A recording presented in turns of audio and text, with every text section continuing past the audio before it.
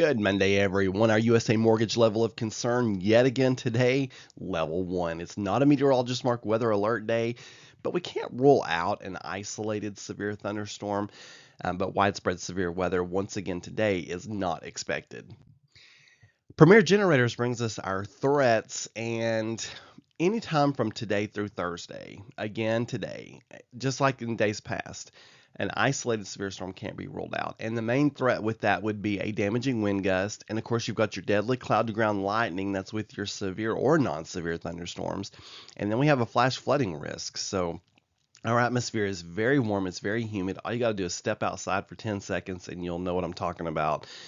And that can lead to some flash flooding, torrential downpours of rainfall. You know what I'm talking about. You've all been caught in these from time to time.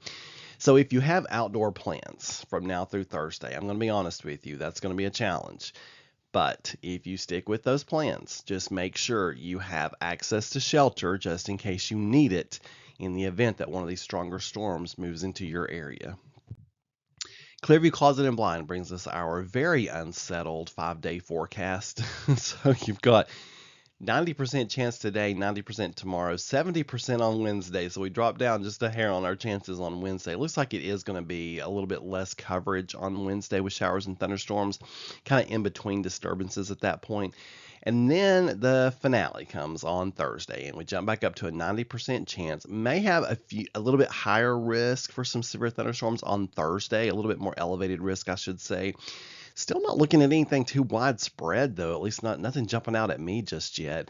But I'll definitely keep an eye on that, and then look at that Friday, finally, a 20% chance for an isolated afternoon or evening shower or thunderstorm. It's been a while since we went 20%.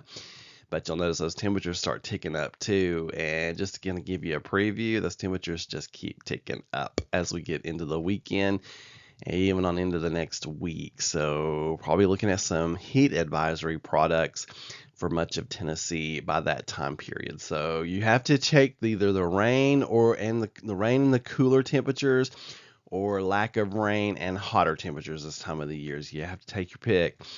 Now, I did almost go 70% for today on rainfall, but looking at the radar trends this morning, I think we should stick with 90. So, as you can imagine, the Hay weather forecast brought to us by Upper Cumberland Federal Credit Union. I'm sure they wish they could bring you better news, but it's not a good time to cut hay from now through Thursday. But hold on, because Friday is a-coming. Look at our extended threats. Watching this week, of course, for our strong storm, heavy rainfall threat. And then next week, I may have to start issuing some products about heat advisory stuff, because we're not used to that just yet. We've been kind of cooler than normal. And then starting about Sunday, probably even Saturday, hot and humid. On this day in weather history, brought to us from Ramble Travel. 1944, tornado in Sioux City, Iowa, traveled an odd course, spun in one place for about 20 minutes, made a U-turn, traveled southeast for 3 miles, then traveled southeast, north, and finally east again. Is a little lost.